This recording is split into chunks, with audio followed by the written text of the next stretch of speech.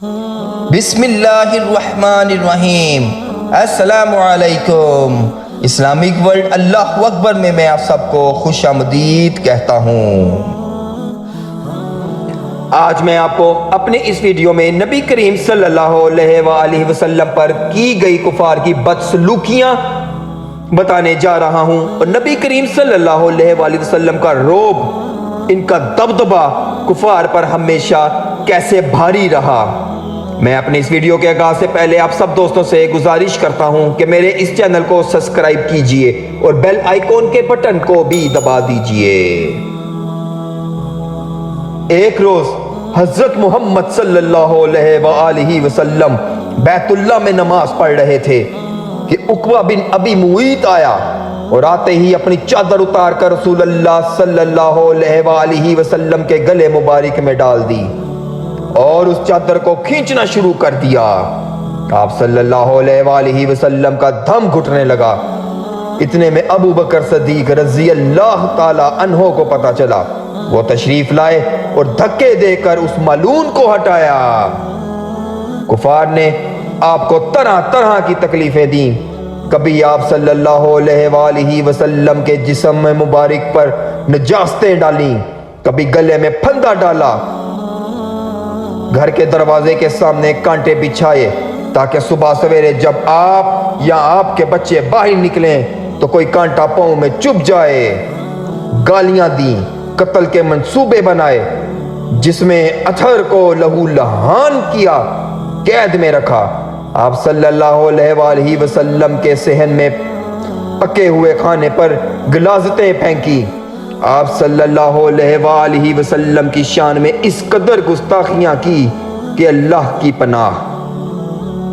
کبھی پاگل کہہ کر پکارا اور کبھی جادوگر، نعوذ باللہ، کبھی شاعر کہتے، اللہ کی پناہ۔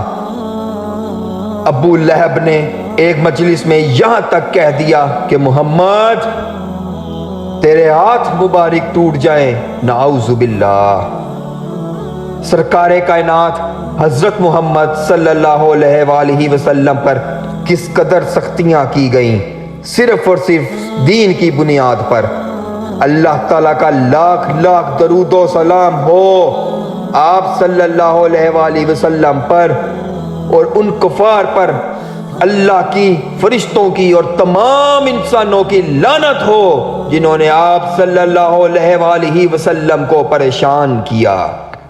ایک روز قریش کے ایک اوباش نے سربزار حضور اکرم صلی اللہ علیہ وآلہ وسلم کے سر مبارک پر مٹی ڈال دی۔ آپ صلی اللہ علیہ وآلہ وسلم اسی حال میں گھر تشریف لے گئے۔ صاحبزادیوں میں سے ایک آپ صلی اللہ علیہ وآلہ وسلم کا سر دھو رہی تھی اور اپنے ابا کو اس حالت میں دیکھ کر رو رہی تھی۔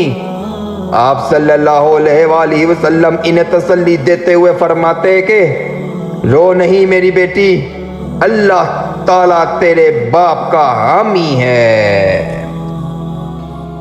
ایک روز رسول اللہ صلی اللہ علیہ وآلہ وسلم اور حضرت ابو بکر صدیق، حضرت عمر فاروق اور حضرت سعد بن ابی وقاص رضی اللہ تعالی عنہ مسجد حرام میں تشریف فرما تھے۔ بنی زبیدہ کا ایک آدمی آیا اور اس نے کہا، قریش کے لوگوں، تمہارے ہاں کون تجارتی مال لانے کی ہمت کرے گا جبکہ تم باہر سے آنے والوں کو لوٹ لیتے ہو؟ حضور نبی کریم صلی اللہ علیہ وآلہ وسلم نے پوچھا، تم پر کس نے ظلم کیا ہے؟ اس نے کہا، ابو جہل نے۔ اس نے میرے 3 بہترین اونٹ خریدنے کی خواہش ظاہر کی اور ان کی قیمت بہت کم لگائی۔ اب اس کے مقابلے میں کوئی شخص ان اونٹوں کو اس کی لگائی ہوئی قیمت سے زیادہ خریدنے کے لیے تیار نہیں ہے، اور اس قیمت پر فروخت کر دوں تو سخت نقصان اٹھاؤں گا۔ حضور نبی کریم صلی اللہ علیہ وآلہ وسلم نے اس کے 3 اونٹ خرید لیے۔ ابو جہل دور بیٹھا ہوا خاموشی سے یہ ماجرا دیکھ رہا تھا۔ حضور نبی کریم صلی اللہ علیہ وآلہ وسلم اس کے پاس تشریف لے گئے اور فرمایا، خبردار، جو تم نے پھر کسی کے ساتھ ایسی حرکت کی جو اس غریب بدو کے ساتھ کی ہے، ورنہ میں بری طرح پیش آؤں گا۔ مشرکین جو وہاں موجود تھے ابو جہل کو شرم دلانے کے لگے کہ تم نے محمد صلی اللہ علیہ وآلہ وسلم کے سامنے ایسی کمزوری دکھائی کہ شبہ ہوتا ہے شاید تم ان کی پیروی اختیار کرنے والے ہو۔ اس نے کہا باخدا میں ان کی کبھی پیروی نہ کروں گا، مگر میں نے دیکھا ان کے دائیں اور بائیں کچھ نیزہ بردار کھڑے ہیں، اور میں ڈرا کہ میں نے محمد صلی اللہ علیہ وآلہ وسلم کے حکم کی ذرا بھی سرتابی کی تو وہ مجھ پر ٹوٹ پڑیں گے۔